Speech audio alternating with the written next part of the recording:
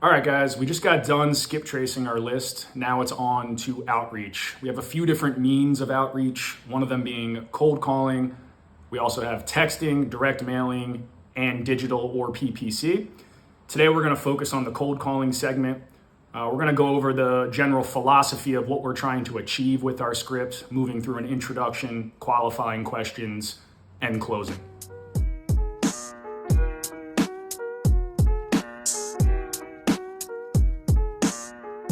Let's jump in. First off is introduction. You have your skip traced list. Hopefully it's in a dialer. If you're just manually going through it, that's fine as well. Either way, you should have the person's first and last name in front of you. You want to open up the call with a simple, "Hi, am I speaking to John?" You just want to confirm right off the bat, am I speaking to the right person, or is this not the right phone number? You want to believe that your data is correct, but that's not always the case, and you certainly don't want to burn your time any further. John says yes, this is John. Typically, John's response is going to be, "What's this about? Who is this?" May I ask who is calling, please? Depending on what region of the world you're in, it's varying levels of potential aggression or being very laid back. So it's kind of a mixed bag depending on who you're speaking to and where you are in the world. After that, you need to qualify yourself, right? John asked, what is this about? And you're going to say, "Hi, John. This is Bill. I'm a local real estate investor, and I am interested in buying your home on Smith Street." A couple things about this line. One, you'll notice that I didn't give my full name. My full name's Bill Beck. Sometimes I will say the full name just because it has a nice smooth ring to it. But in general, you want to keep it short and sweet with your first name. Let them know you're a local real estate investor, so they're starting to immediately tune in to what this conversation is going to be about. And then lastly, within that sentence, and this is all happening within the first 5-10 seconds of the conversation, I'm speaking to the right person, and this is what I'm speaking about, and this is who I am. So you want to make sure they know which property you're talking about. I typically err on the side of not being creepy and giving 10 Smith Street. Like, "Hey John, I want to talk about 10 Smith Street." That's a little bit creepier than just saying, "Hey, Smith Street." Creep! So John likely only owns one property on Smith Street, unless you know for a fact that this person owns the whole block, in which in that case, you're probably still, just going to be talking to them about every property on the block. Let's keep it to the less creepy version. He's going to know what you're talking about. Creep! So once this question is asked, you're going to get a response from John. John's going to tell you, and you might still ask a question, are you open to having this discussion, or are you interested in selling? There's a lot of variations of openers. You can get pretty creative with this. I'm always going to encourage people to split test their scripts. But this is the general vibe of what you're trying to achieve here. And this is where you're going to have your first fork in the road. Now, you're either going to get a, yes, no, maybe you're going to get a maybe, or, I haven't thought about it yet. Maybe in the future. Maybe they don't say anything. A lot of times not saying anything is, I'm thinking about it, and there's probably some level of interest, assuming that they don't hang up, which is always an option as well. You could just get a hang up. So from there, assuming that you get a no, that's the shorter path, your next question might be, okay, or your next response might be, "Okay, John, no problem. Do you happen to know anyone in your network or a neighborhood that might be interested in selling?"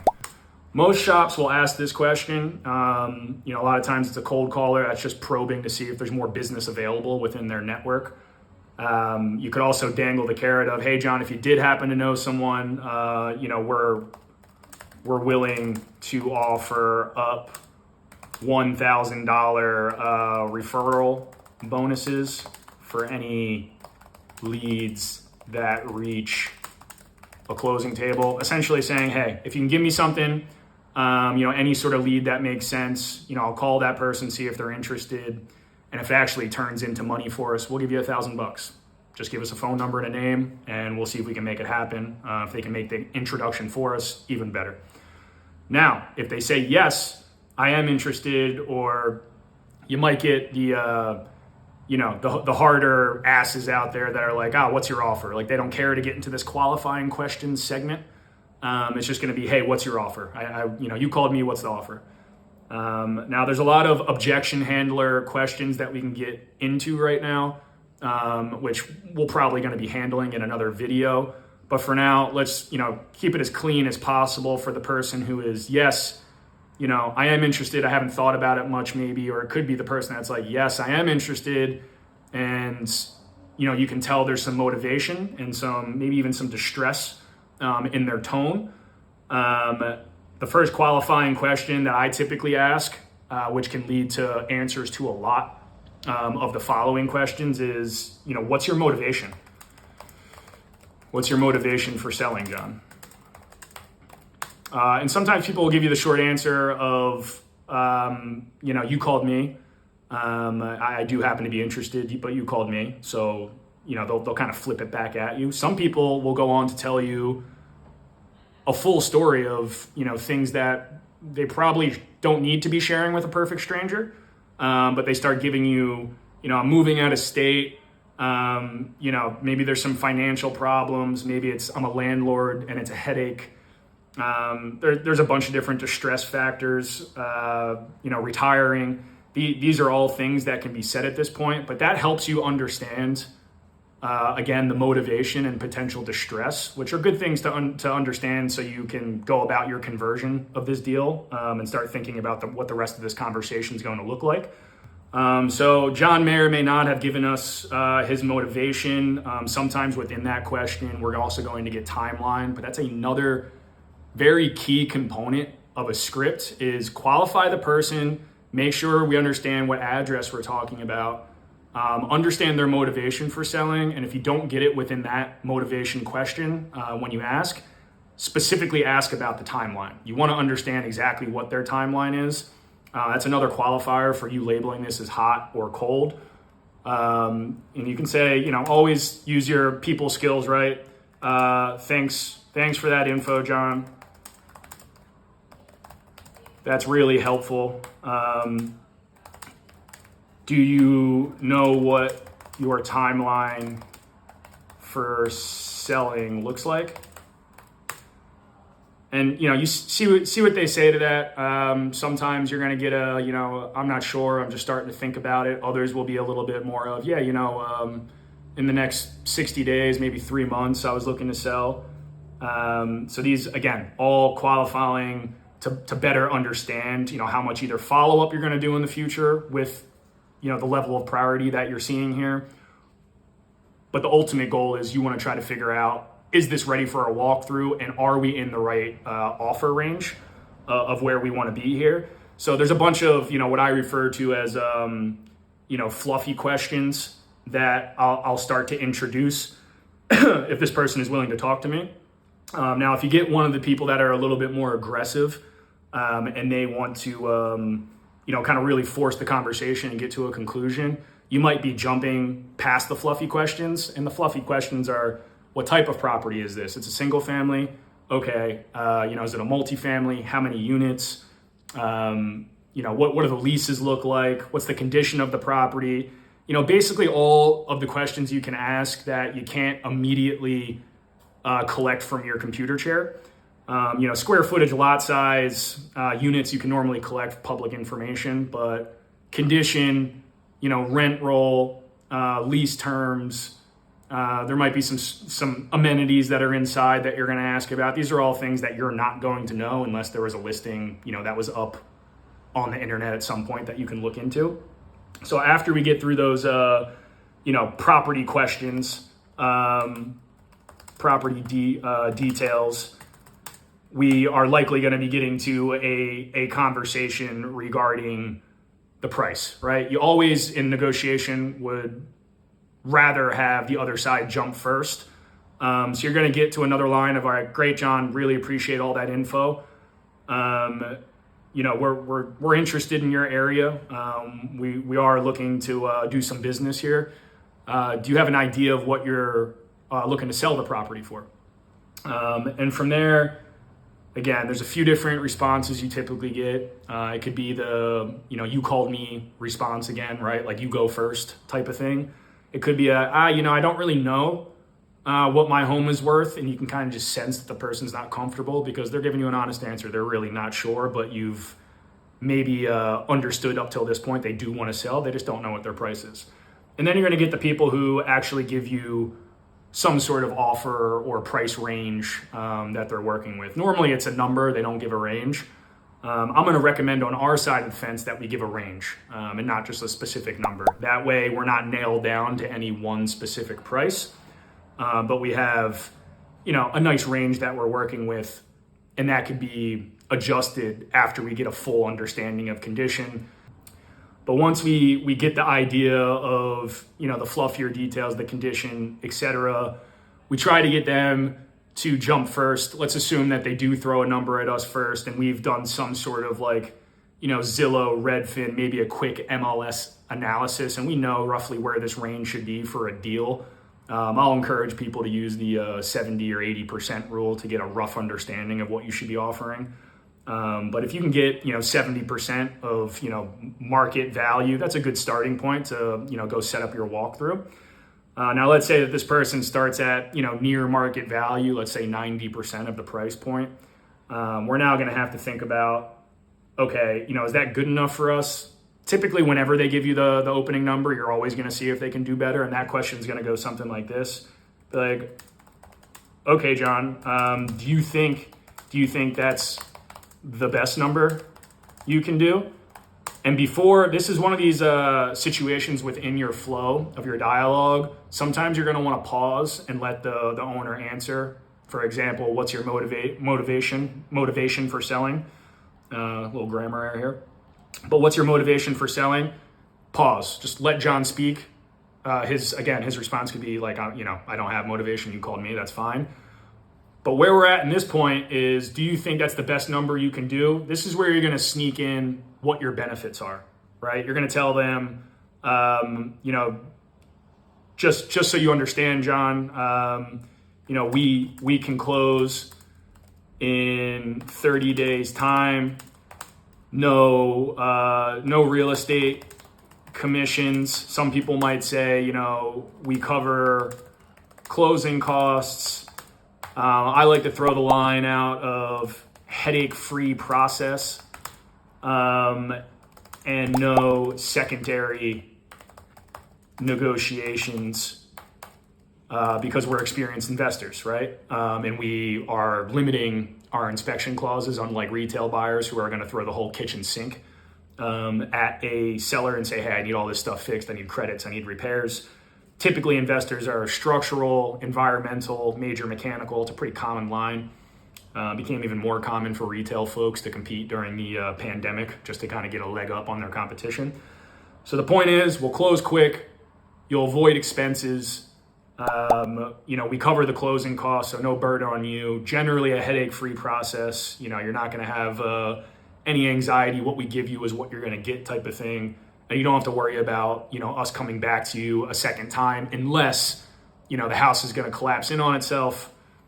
We find a major environmental problem on the lot, or if you can, you'll negotiate in, major mechanicals. That could be boiler, heater, major plumbing issues, major electrical issues, things that are not just like a quick, $500,000 fix. We're typically talking about like 5, 10K plus singular line items to fix these types of things. And after you give, or after John responds, he might say, it might have some wiggle room, or after you said that, Bill, maybe I'm willing to come down here. You can debatably take another shot depending on what his reduction is, or you could give him that range. You could say, oh, great, John, you came down, you're at 250. We think that we could do, maybe 200 to 225, or maybe you'll say like 190 to 225. and kind of just pressure test that reaction. And I'll put here, offer John price range to pressure test his reaction and willingness to drop price further. Now, this is, it comes down to the people who are more experienced at kind of reading the room situation here. You're on the phone, so maybe it's not the best option to, try to go further down on that price at this point based off of the, emotional responses you're getting from this particular lead. So you'll get a better feel as you go, through these dialogues when you shoot your shot and when you're kind of just like, all right, I'm not going to shoot that shot right now. I'm going to wait till I get face to face. A lot of this business ends up getting done with, like a handshake and face-to-face interaction, getting the person to like you a little bit more before you go ahead and try to, hit them with whatever you feel like the lowest part of the range is that you think is acceptable to offer. So once you have that number in mind, or range that you're working with at this point, you're now going to consider, some of your closing questions here. And at this point, we're going to be considering a walkthrough, right? We want to get face to face with this person. Now, there are the rare occasions where the number is so good over the phone that you're like, all right, John, like I would like to, do a walkthrough to finalize this thing, but I think your number is pretty fair. Would you be willing to meet me at the property today or tomorrow? And this is for, those offers that are super sexy, very hot. Jump on it. Don't let it slip.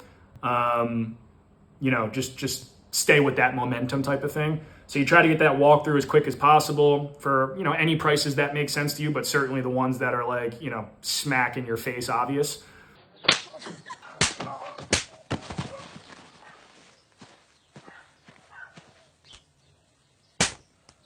So once you get that to that point, you say, okay, John, that sounds like a number / range that I can work with and is fair to me. Are you willing to meet me at the property to further discuss and potentially shake hands on this deal? I like to use that word, or that phrase rather, shake hands on the deal. It's kind of, you're kind of reinforcing the idea of like, you're ready to do business. Like you're not coming here to mess around. We're going to get into some more in a second about like making sure that's really the case and that John's in that same mindset. But as of this moment, we have this number range, feels like it's fair. See if John is willing to meet at the property ASAP. Ideally, sometimes I'll throw this next line out, which is, you really do want to get to the property and see the property for the obvious reasons, but, I'll say something like, hey, John, if he's kind of stalling or not sure if he wants to meet at the property, or he might be throwing a property manager at me to meet at the property or someone in his network. We can be like, yeah, John, we can meet at the property, but I'd really like to not just walk the property, but meet you. That's just as important to me, to make sure that this is a good fit for both of us. So this is just making sure that they sort of understand that this is not just like a, cold robotic interaction for you. Like you do want to meet the person, get to know them for a little bit. And building that relationship will help you with any final negotiations that you're going to have. You can imagine the difference of meeting a property manager, walking through the property and then calling John afterwards versus meeting John at the property, building that rapport with him, potentially getting him to sign a contract right there on the spot. But at least now he knows the character of the person that he's working with, and that goes a long way in this business. Again, John, I really want to walk the property, but equally so, I'd like to meet you to see if this is a good fit for both of us. So it goes both ways. It's not just a, I want to, I want to please you type of thing. Like I'm not just here to serve John. Like this should be a mutual, back and forth type of value exchange. So that's what you're getting through when you say things like that, when you say both of us, good fit for both of us. And there's all sorts of other tactics too, like the push away tactic. If someone's kind of getting to the point of like, you got through all this, the numbers seem good. And you can kind of get to the point. This is typically going to happen in your follow-up conversations, but you can be like, no problem, John. That number's not going to work for us. I think you might do okay to put that on the market and get that number. So that's the type of stuff that we can talk about in our objection handler session. But sometimes when you feel people starting to push on you too much and it gets to a point of like it's not going to get to a point where it feels fair and a number that you can work with, you can always start using some push away tactics. And then, letting your system do its thing, follow up. Maybe it's just a wrong time, wrong place type of event. And if you catch John, on a Tuesday instead of a Friday, you get a better result. So there's so many psychologies that go into, dealing with humans. But these are the things that, I'm thinking about as I'm talking to people like John. My final question to John after he agrees on a time, a date, we have the range, we've collected all of our basic information is, final question, John, is there anything holding you back from doing a deal, from agreeing to a deal when we meet at your property tomorrow?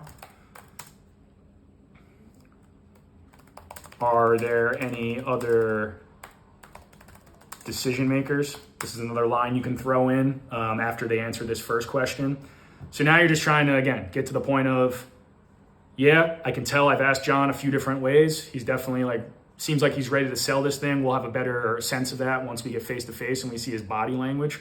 But we also want to know, hey, is there anyone else in your circle that needs to sign off on this? Maybe we know that on tax records because we can see. But this is just another final qualifier of you are using your time wisely. You always want to use your time wisely. So we got John, we got the right property, we've gotten to a price range we care about, and we know John's ready to do a deal. Now it's time to go meet him at the property and try to bring this thing home. Bring your contract, be ready to sign something right there on the spot. And, from that point on, it's just, if it doesn't work out when you go to that final walkthrough, it's the game of follow-up. You stay in front of these people and you find that right time, right place. So that's it. Hopefully this is helpful when you guys are thinking about, building your cold calling script. And it's just a repetition thing. Just like anything, practice makes perfect. So good luck with your cold calling.